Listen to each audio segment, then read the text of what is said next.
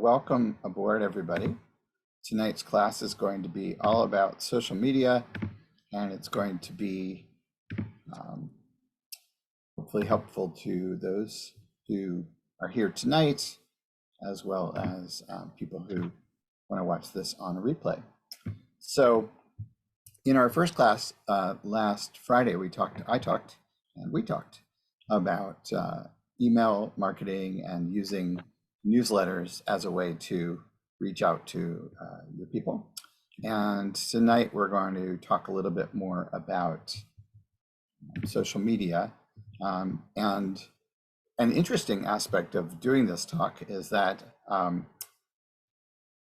when I first was doing talks on these topics many years ago in 2008, 2009, I thought, okay, well, over time, things are going to change a lot. And actually, a lot of the strategy hasn't really changed all that much over time. This presentation is pretty old. I've updated it a little bit, but it still actually manages to capture much of what I think is useful about social media and how to use it well. An interesting little note for you, though, is when I pulled up this slide to give the presentation, there was a social media site called Google+, which no longer exists. So, and these are my social sites. If you're interested in seeing how I use social media, you're welcome to look at any of these. And I would say all of them besides the Pinterest one are pretty active. I'm active on them. But really, you'll see why I'm active on them in a little bit. So we're going to talk about why using social media is useful, what's right for your business or organization, and what to get started with. So social media comes in a lot of different forms. These are probably the most popular ones. I could add YouTube on here. I could add review sites. So things like Google Your Business or Yelp, or I could also add Nextdoor. On Thursday, though, I'm going to really touch on Nextdoor. That's going to be a big part of what we're going to talk about on Thursday. So I think that using Nextdoor, and I've written articles about this. I have a few on my website. If you just go to albertideation.com/Nextdoor, you will find 3 different articles that I talk about Nextdoor and why I think it's so valuable. Partly for you because it is so geographically focused. So whereas all of these other platforms are not that way. For instance, unless you're in a group, any one of these other platforms is really just going out to the whole world. And so that's not necessarily helpful if you're trying to organize something locally. So, and as I mentioned on Friday, and I'll mention continuously tonight, a big reason to use social media is to get people to your either website or your newsletter sign up form, or some way where you can continually remain in connection with the person who's showing interest in what you're doing. And why I have this sort of email logo here at the bottom is because just about every social media site and post can be used to guide people to sign up for a newsletter. And that's, for me, is sort of the main focus for myself, and why I have probably been successful somewhat at doing what I'm doing. All right. So social media, it's the new word of mouth. It leads to new people showing interest in what you're doing, people coming back again and again to what you're doing, and people referring whatever it is you post to their friends and beyond. So it is a way that if somebody refers what you're doing, then it's much more likely that a person's either going to get involved with what you're doing, or they're going to buy your products or whatever, versus if they're not referred via social media. So social media does matter. Here are some sort of typical concerns that people throw up, and I'm sure you are all probably worried about this. I'm not going to have millions of people following me. I'll never write thought leadership articles. I might not have dedicated staff or other volunteers to do what has to be done correctly, and I just don't have the time to stay current. Well, as I mentioned a few minutes ago, staying current with social media, except for doing some sort of more fancy things, and anyone can learn how to do them. Much of what I've been teaching for years is similar to what I've been teaching for years, which is, just how to make compelling content that people will take action around. So you do have people who are interested in your organizations. You probably do provide some things that are useful to them, and I'm sure you have interesting and important things to say. Just a thing that comes to mind right now for like many of the neighborhood groups that are in our area was the fantastic Hawthorne Street Fair yesterday. And I know that Sewell was there, and the Hawthorne Business Association was there, and the Richmond Neighborhood Association was there, and a lot of local stores and local vendors and restaurants. It was just a really beautiful day. So, that's a typical kind of piece of content, for instance, that anyone who lives in this region could be talking about. So in terms of preferred channels, as I mentioned before, there's basically 5 of them. And I'm not suggesting at all that anyone have all of those channels going, especially if you're something like a neighborhood association. Really, mostly you'd probably want to have email and Facebook, and that's it. So I'm going to talk about all the other social media platforms as well tonight, but I'm going to pretty much just give a few of them a real cursory quick look, because both the information that you would share on them as well as the platforms themselves are probably not as useful as those 2 top ones. And you can see in this little pie chart, they're sort of really emphasizing email as the main way of communicating, and then Facebook as a second. As you can see from this example, this is a newsletter that someone's created. And one of the things that you can add to a newsletter is social media links. So in this case, it's Facebook, Twitter, and I'm not even sure what that B stands for anymore, but there it is. So, there's a lot of sort of cross-pollinating that can happen when you're using social media, when you're using newsletters. There's a lot of sort of back and forth, and we're going to talk about that a bit more tonight. So what's right for your business or organization? We're going to start off with Facebook. Obviously, it's the biggest elephant in the room. I believe there's over 3 billion users. And the statistics that I'm showing here in these slides are a bit outdated. The number of daily users, I'm sure, is probably at least over 1 billion. It's probably even more than that by now. So that's one really good reason why to use Facebook, is that it is just a huge, collection of people. Most people are on it. If they're going to be on a social media site, that's probably the one. If they're going to be on a second one, then they would start choosing from some of the other ones. So here are some things for your business page. And when it says business page, that's sort of different from your personal page. Everyone who's on Facebook has a personal profile. The business page is something different. That's your organization. Or it could be if you're an individual, but you have a business, you're a doctor, a lawyer, you're whatever, you could have a business page as well. And there's ways to go back and forth between the two. So tonight we're basically talking though about the business page versus the personal profile. Though actually, now that I say that, you're also welcome to use your personal profile to promote things that you're excited about. I do it that, I used to do it more, and now I pretty much just keep it to a couple of the main topics that I am working on. So that, having fun is part of it. Making sure people can find you, and you can also use all of the different social media sites as a way for someone to click on a link to come and sign up for your newsletter. So those are all possible.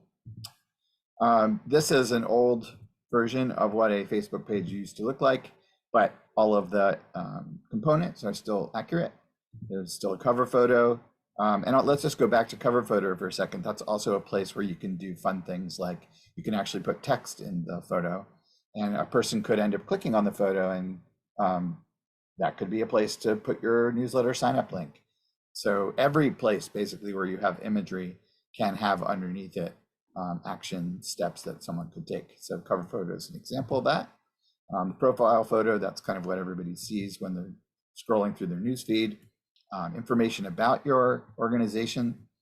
And this should all, when you do a Facebook page for your organization or your business, you really want to spend, probably half hour at least, really dialing in all the information that we know about you.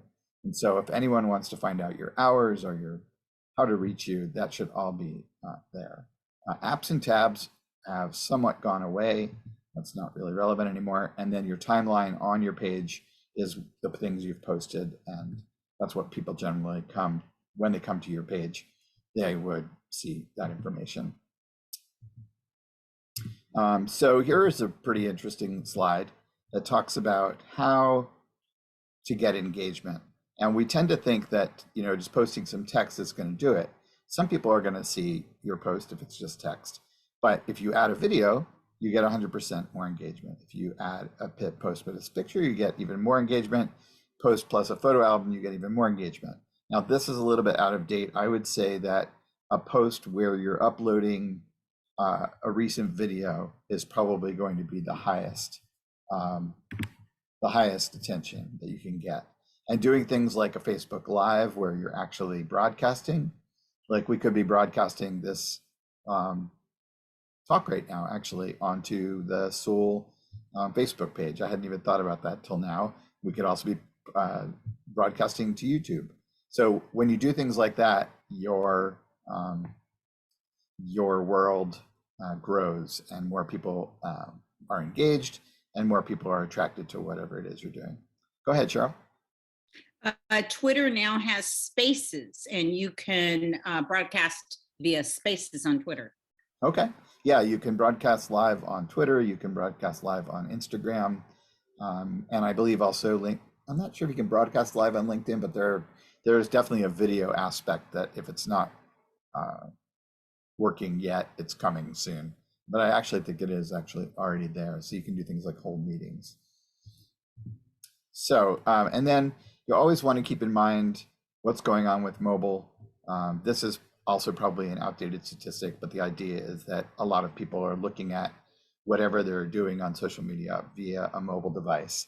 So a really big thing about that is that you want to make sure that images that you use are what's called web friendly. And that means taking an image, let's say you take a picture with your phone. Most of us have our phone settings set so that we take very high resolution images. So oftentimes they're over a megabyte in size. That could be 2 or 3 or 4 megabytes in size. But when you put something like that into social media, it makes it so that if somebody actually does see your image, it means that their phone is potentially going to have to chug through and download that image. And so they're not going to see it as quickly as if you spent a little bit more time and made your imagery more web friendly. A way to guarantee that that's the case is to change your phone settings if you're using your phone to take imagery or video. So something to think about. So here's a couple of different ways that Facebook can help your business or organization. It can drive traffic to your website.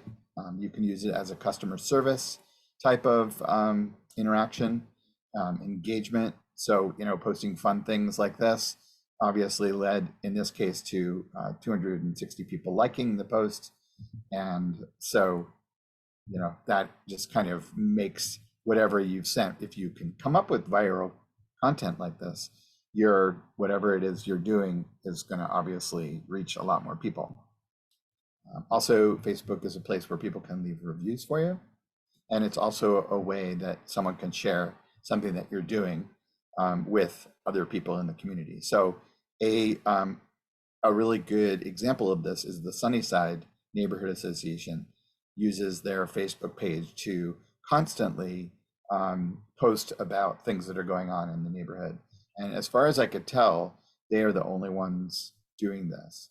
So I often take their posts and I'll repost them to the different, I live in Richmond, so we have 3 different being neighborly groups. And a group is a separate thing from a page. A group is a place where people can interact with one another. It can be made private, but you can take a post like from the Sunnyside Neighborhood Association and repost it into a group, and that way spread, what's going on in your neighborhood. Go ahead, Cheryl. So I just want to say you need to follow my personal Instagram account. I do just for the neighborhood, Brooklyn PDX Scenes. I do post every day, and a lot of times they went viral. Last week I had one that was, well, I haven't even checked it lately, but it was like shared over 200 times. It was liked over 100. So you just need to always be looking. Yeah, so Cheryl, why don't you put the URL for your Instagram account into the chat so people can follow you? And sounds like you are rocking that platform, so that's great. All right, and here's just a little cute image that somebody uploaded, and that ended up leading to a lot of sharing. Sometimes, like they say, a picture is worth 1,000 words. And so if you do the right image, you can often just go really easy on the verbiage, as long as you've got something fun image-wise. So now I'm going to jump into Twitter again. For most of you here, this probably is not the platform. It's become very political. I'm into politics, so I love looking at Twitter. But for like neighborhood associations and things, it's probably not the biggest bang for your buck. So, but I will share a little bit of information about ways to use Twitter. So politicians are on Twitter. So if you wanted to reach a city council member or people running for office, oftentimes they do have Twitter accounts. So these are just some different ways that you can use Twitter. And Twitter, to me, Twitter is it's seriously a time suck. I can go there and 20 minutes later I'm like, oh my God, what am I doing? Where have I gone? So I'm not necessarily saying that it's valuable for, go ahead. And I just was going to say it's only 20 minutes. I Well, can easily sit into an hour, but yeah. If you like politics and exactly, or you follow some really interesting tweeters, you can easily find yourself going for quite a while. So, So some different ways that Twitter can be used. I'd say this customer service idea is one that I see a lot of businesses doing. And I'm just going to continue on. Then into LinkedIn, I think many of us have LinkedIn accounts. If you're in the working world, somewhere along the way, probably early on, many of us signed up with LinkedIn. You may never have been back to LinkedIn from the time you signed up. I think that's probably pretty typical. And you would be surprised, or maybe not so surprised, to find out that LinkedIn has hardly changed since it started. There are more classes available. There are definitely more people involved in LinkedIn. So there's, more connection is available. If you're looking for work, LinkedIn is something to consider. But in terms of like any neighborhood associations, this is not a place I would recommend for that kind of work or that kind of outreach. That said, something I'm going to kind of come up to at the end of the presentation is ways to share social media. And if you do have LinkedIn presence, and you do have a Twitter presence, and you do have an Instagram presence, there are tools out there that you can pop one post in, and you can send it to all of the different platforms at once. So, let's say you're only going to get 10 people looking at the thing that you posted on LinkedIn. Well, and what's the value in that? Maybe it's not very valuable, but maybe one of those people ends up doing something with the information.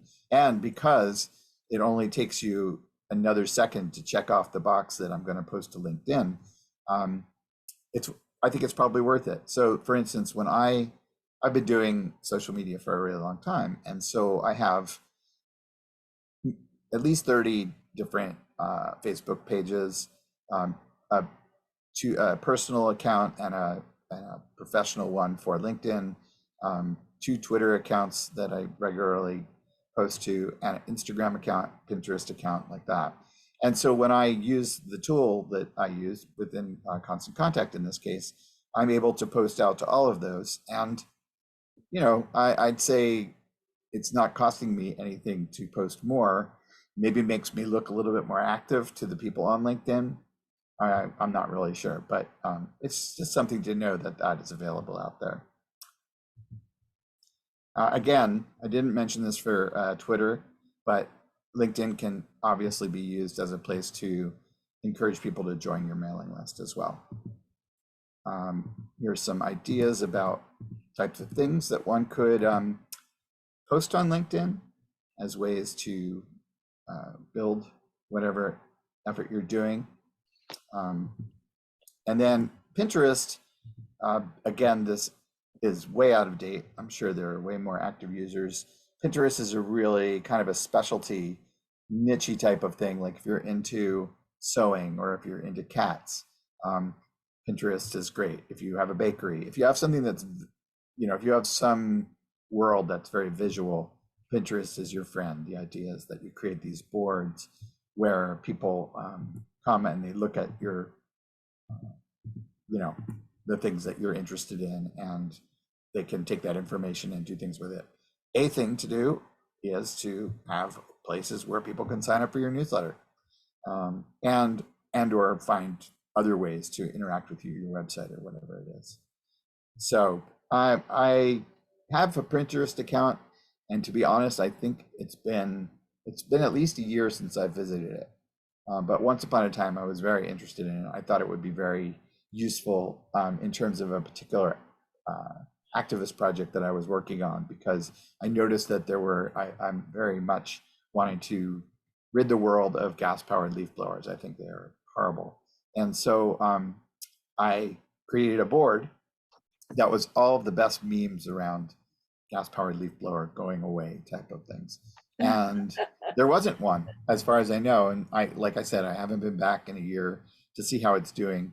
But you can, another interesting thing about all of these social media sites is there are ways, if you look into it, to see what the statistics are. So we talked last Friday about with newsletters, you know, I can send a newsletter out to 1,000 people and I can see, okay, 200 people opened it. And so I see, okay, I have a 20% open rate, and I'm, you know, that's the kind of attention I'm getting. Same thing with all of these other sites as well. Your Facebook post, you can see quite immediately with the Facebook post whether or not it has any traction at all. And you can also see that over time. You can also do things like, oh, okay, so this post did really well. What was great about it? Why? You know, why do you think people love this particular one? And then obviously if you did well with something, like Cheryl was mentioning with her Instagram post, you just keep doing more of that.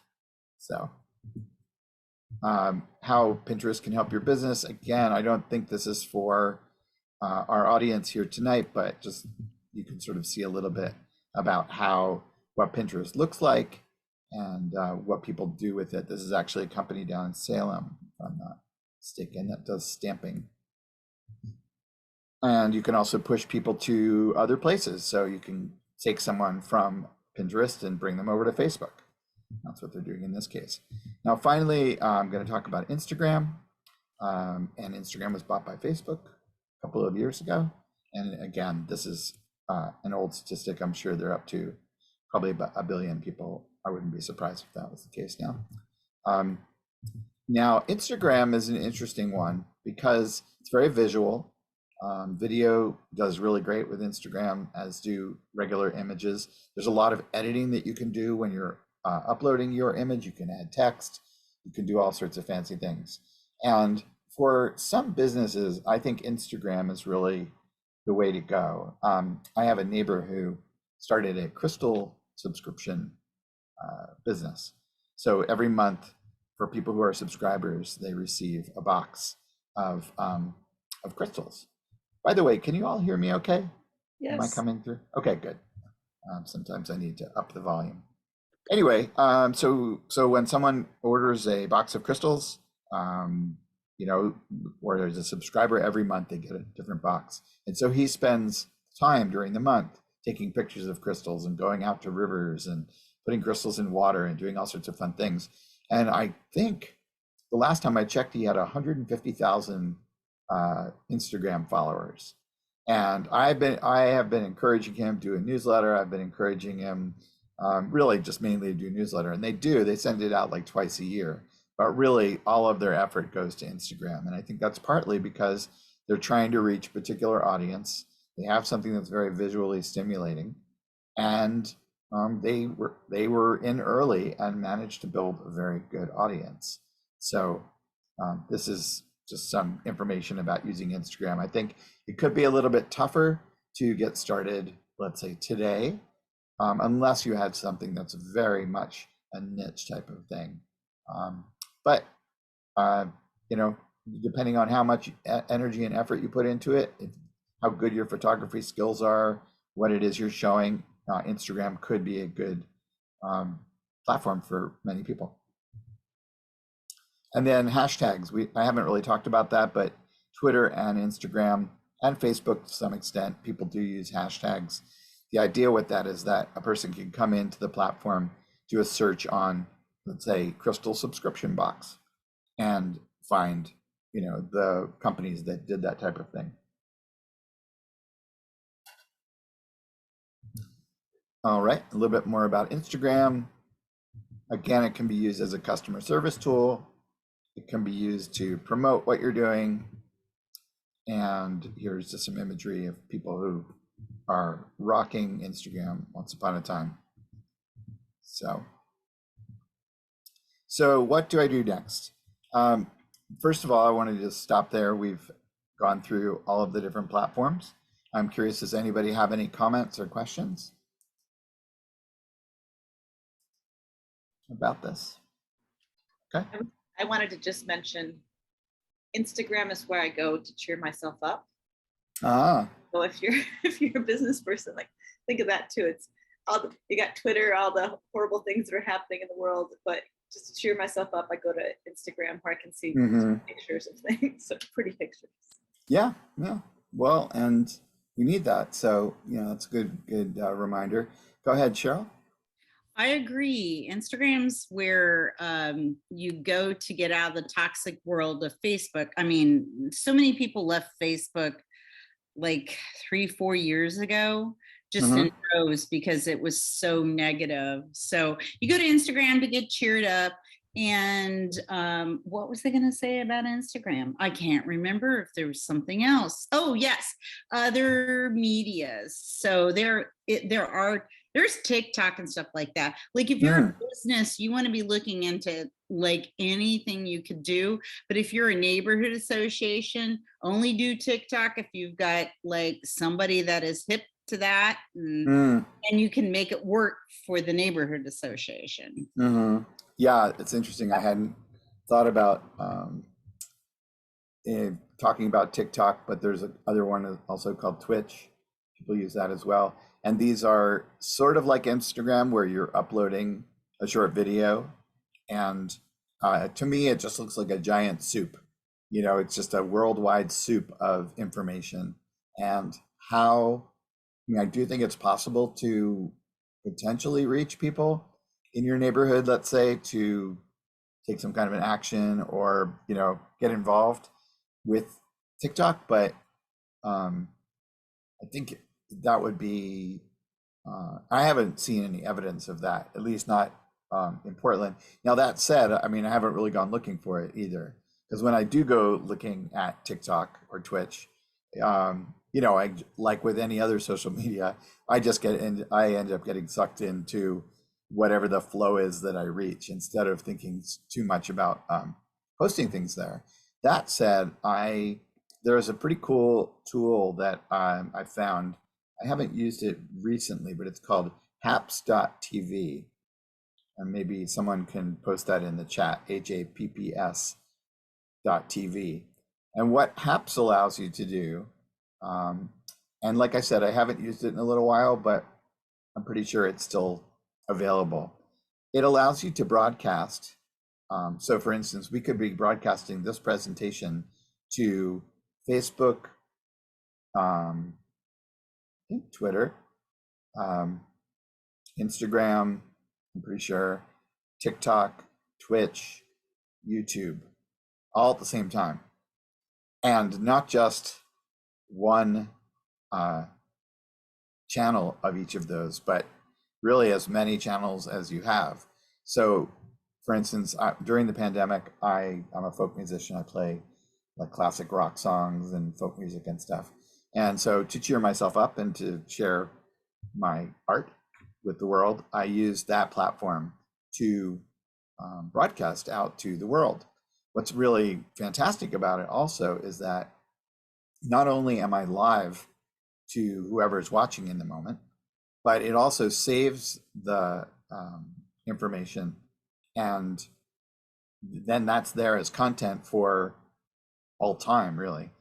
So for instance, if I'm broadcasting and I'm publishing and I'm live on YouTube, at the end of the video, when I click off of haps.tv, my YouTube is there. And if I was really professional, I'd probably go in and, you know, edit it. I probably wouldn't edit the video itself. I try to do things just like personally in one take, but I could edit things like keywords. I could edit, you know, with just whatever the message is that I'm putting out there on YouTube, if I'm doing YouTube. But instead, the result for me has been a YouTube channel that now has another 30 concerts that I gave during the pandemic, which I put links to those on our website and people can go and see them. It's pretty much my repertoire as a musician. Actually, I probably have another 30 to go, but it's just something y'all ought to know about and might want to play with. It's really easy to set up. It's really easy to, basically you create an account and then you just start attaching social media sites to it. And then you start broadcasting and saying hello to the world. So that's something to do next. But I think really next is probably just getting into your Facebook page and making sure that the profile that you've set up is accurate and that you've thought a little bit about the different imagery that you're using to create, you know, like this organization has some kind of a cohesive message. Branding kind of comes into play.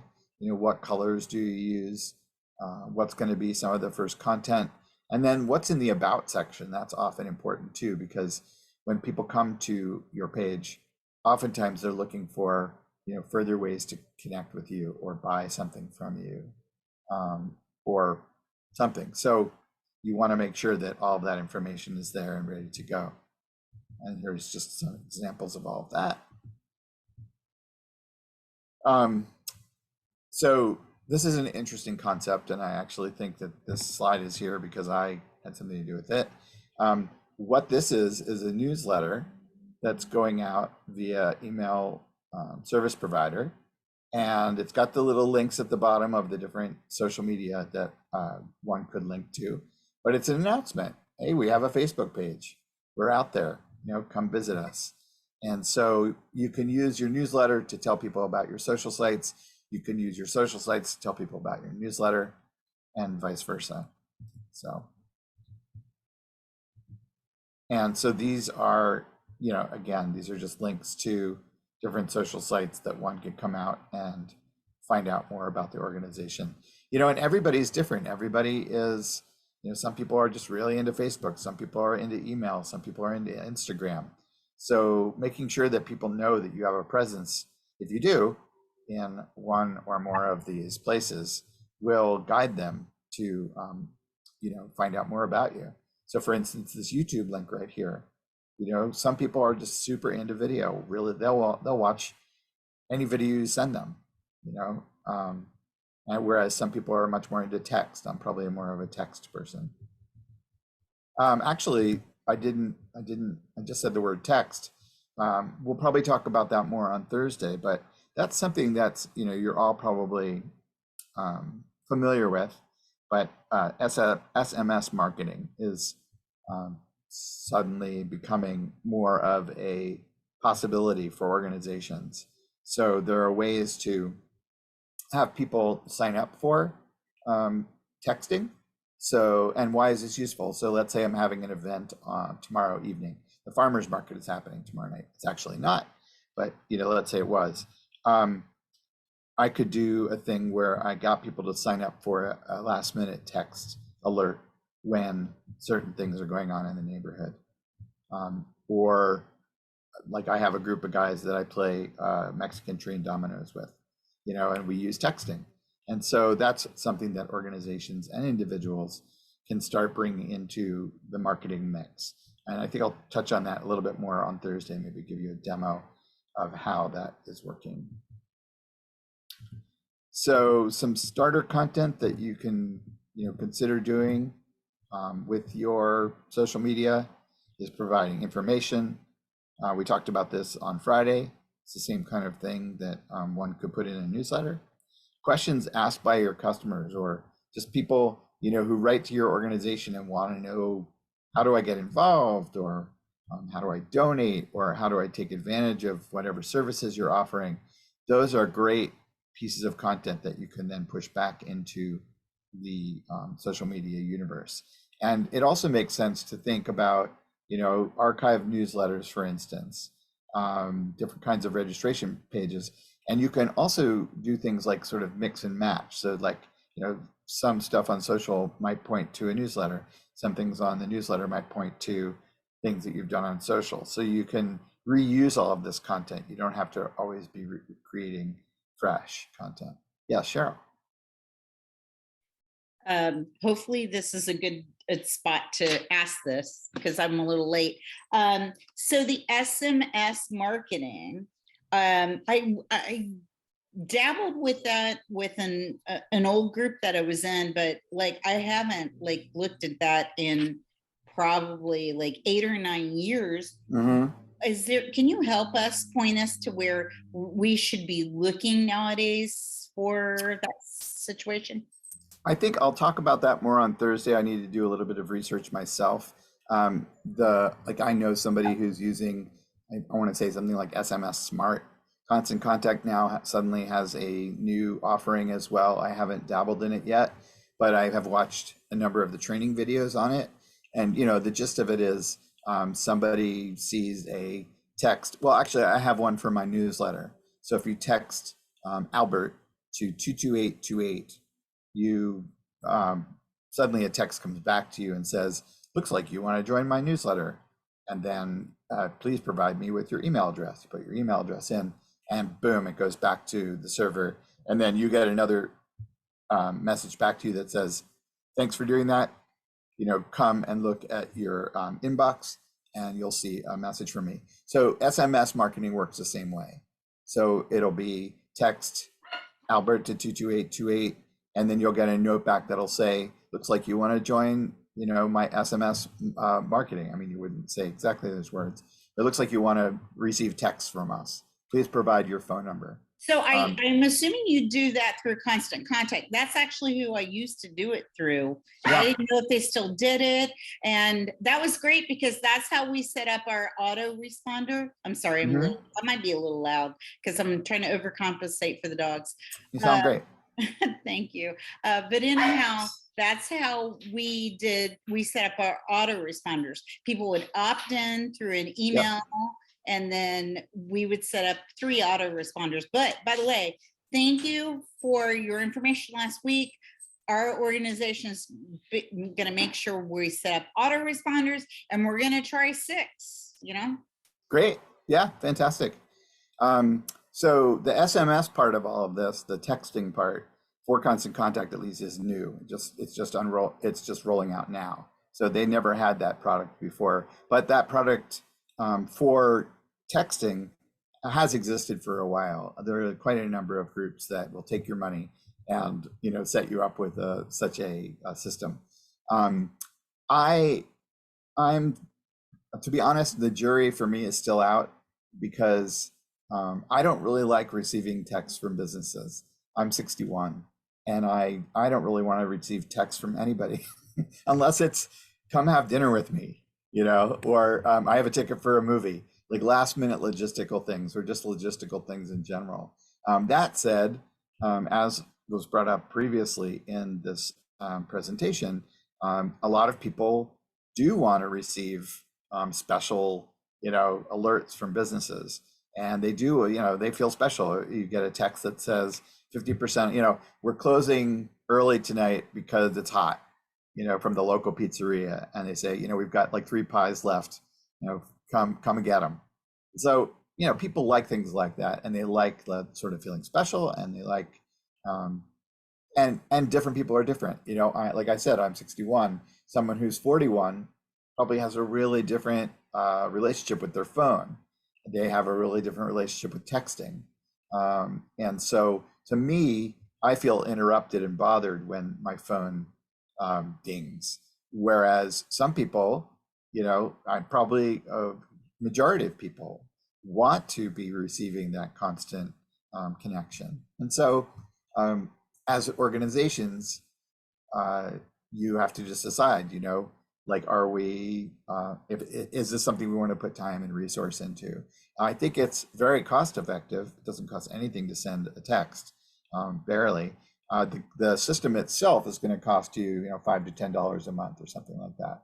So it might be something worth trying out if you have, you know, interest in that, and if you have somebody who's willing to manage it. Because if you start it and then you don't really keep it up, and suddenly a year after a person signs up, they get their first text from you, unless it's really clearly something awesome, they're likely at that point to just write stop and unsubscribe from your texting. And we're probably all getting inundated right now with this type of outreach from political candidates. I am, at least, because I've donated a lot to political candidates over the years. And so I'm probably on a few different lists. So every couple of days right now, I get a text asking me for money or just wanting me to get more engaged. So again, these are some different kinds of content that you want to put up. And again, if you want to, you know, if you're hoping to attract eyeballs, videos and photos are going to be the way to go. You don't want to just be including text. So this is showing you a newsletter that's also got a share bar at the top. Many of the email service providers out there do that, where if you click on an archived version of a newsletter, you'll get at least this join the email list part. I'm not sure that this is part of it anymore, but within the newsletter itself, this kind of information is usually shared. So that's can add, you know, that can help.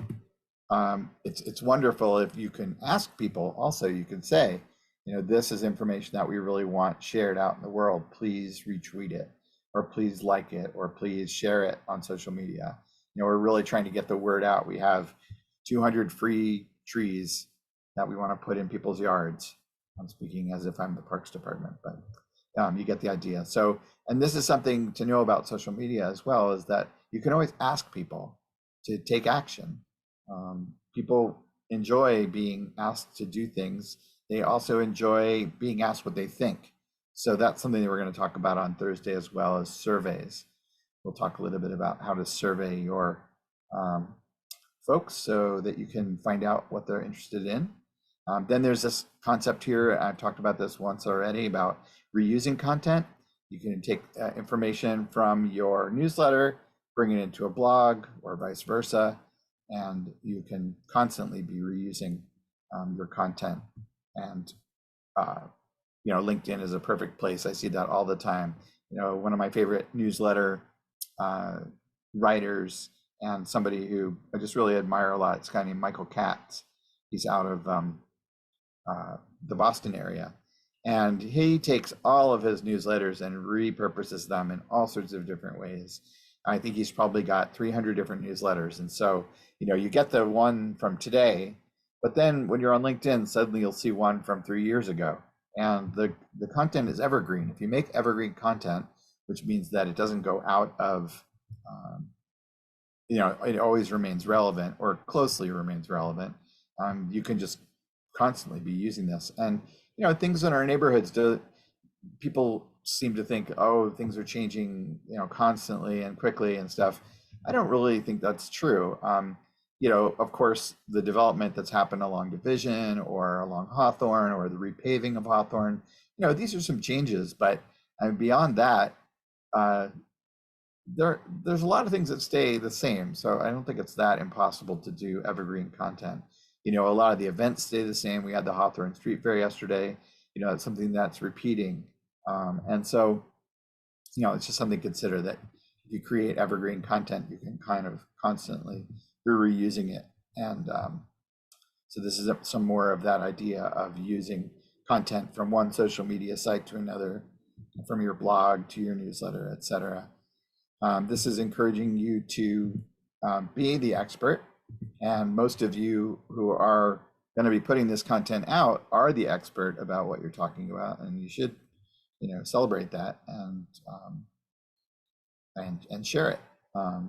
It's kind of a tricky thing, because I think we're all like, we always wonder, oh, do I really know what's going on, or do I really have the right perspective, or do I really understand, all the intricacies of things? But believe me, if you didn't get it right, someone's going to write you back and tell you that you didn't get it right.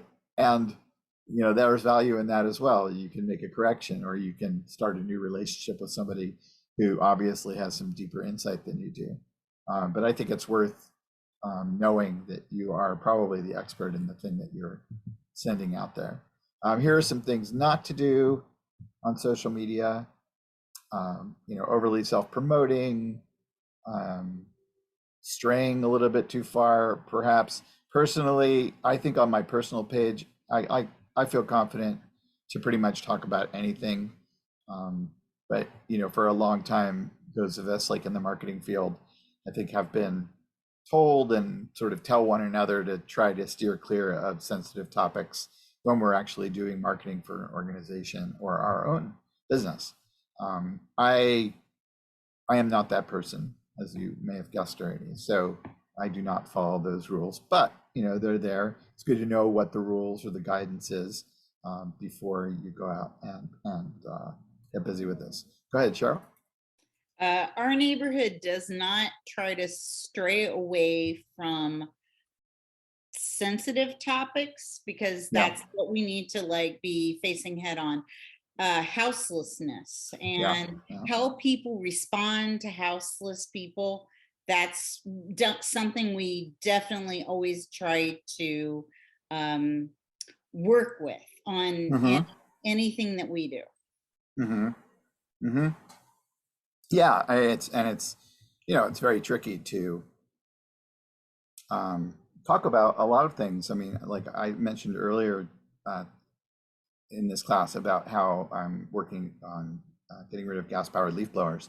And I just read an article in the Seattle Times that came out today talking about the issue and sort of bending over backwards to try to make sure that everybody is taken care of and nobody is bothered. And I think that's, it's a very challenging thing to try to get things accomplished when you're at the same time, trying to take care of every last little detail when the earth is burning, So anyway, we're all learning, we're all going forward together with, using these tools. Hopefully we're using them well. And I think people are generally pretty forgiving if you do make a mistake or you do any of these don'ts. Hopefully people will be kind and give you their thoughts, but won't unfriend you or unlike you. But that said, that kind of stuff does happen as well. So these are just some good, good things to know about. And here we are with positivity, being kind, saying thank you, answering questions. I think answering questions is a really good reminder of what social media, the values of social media that have been there from the beginning. I started using social media before Facebook. There was one called tribe.net that I was a part of. And the vibe of Tribe was very, very kind and very supportive. Not everybody was perfect. It was kind of a Burning Man crowd. And so there was a lot of snarkiness and there was a lot of like, you know, angst.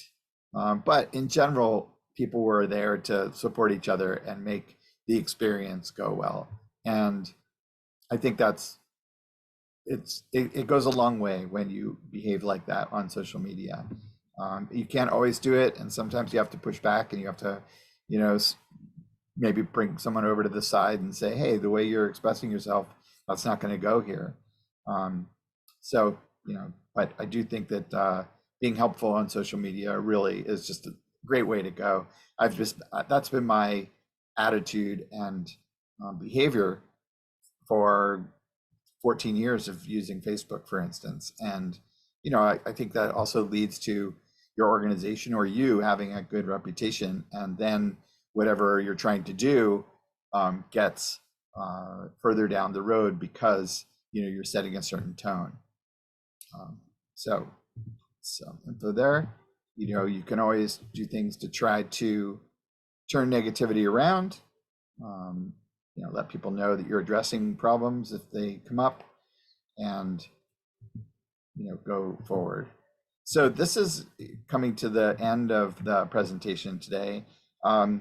These are just some places where you might want to be tracking, whether it's your organization or a different one, to learn about like how other people are doing things. Maybe there's something that another organization, you know, there could be content that you might want to repost and that supports that organization, but it also gets that content out to your followers. You might also want to be doing some searching around for particular kinds of content that you can send out over time. And so this is one way to do it, would be to use a tool like Hootsuite. This tool allows you to basically look at all of your social media at once. So you can look at your Twitter account, your Facebook account, your Instagram account, and look at them in columns like you see here on the screen. And you can do things like auto scheduling content back out into the stream if you want as well. But you can also respond to things that are right within a stream. So that's a tool. It used to, I believe there's still a free version of this. This also lets you promote your content out to, you know, a certain number of platforms for free. And so this is one. There's another one called buffer.com that also allows you to do the same thing. And then obviously they also have paid versions as well. This is a great way to see what's going on your social media sites. If you have more than a couple, this thing can stretch off to the right. I've used it with, you know, 10 different accounts, and you can really see, kind of get an idea of what's going well, what's not going well, and, you know, how to improve what you're doing. And then this is a really nice tool as well, using Google Alerts, which will send you an email anytime you know, your search terms come up. So for instance, you know, a lot of people are kind of interested, I'm interested in what's going on with the vacant churches in Southeast Portland. I really feel like we could use some more community centers here. And there are a number of churches that are just sitting empty. So that's kind of something that, so if I was really interested in this topic and wanted to dive in, I might do something like a search query of, you know, Portland church vacancies or Portland churches for sale or something like that. But, you know, you can just imagine whatever your topic is. Like, if I know that Cheryl, I think you live down the Brooklyn neighborhood. So I imagine you are at least familiar with the issue of Union Pacific trains honking their horns at night. So if you want to stay on top of that topic and learn quickly, anytime, you know, they are publishing information about what they're doing, this would be a way to do that. I live in Brooklyn, but you know, because you're probably adjacent, I believe. There is not a whole lot anybody can do about the railroads. So I definitely do not follow anything to do with the railroads. I mean, we do have their emergency, I'm using air quotes, contact number that we provide to residents of Brooklyn. Right. Other than that, like, there's not much you can do. All we can do Well- is hope that they move. Like, well, there's also a study, but I won't go into that. There's a study that might like prevent some of this problem, and also they might offload some of their movement to another place. So anyhow, Yeah, I boring think, stuff for other people. yeah, there have been people working on that issue for as long as I've lived in Portland, and I do think that actually the situation's gotten better. Yeah, but- the government just offered like a grant or something similar to that, where somebody is definitely going to be studying like raising or lowering, going over or under. So. Yep. So that's just one example. You people in Southeast are probably following a little bit the bullet glass situation, or whatever your search query is for your neighborhood or issue that you're interested in. So that is my presentation for tonight, and we're actually right at 7 o'clock, so that's brilliant. But I would be happy to, I'm going to go ahead and stop sharing and see if I can figure out how to turn off the recording and say good night. Thanks for coming.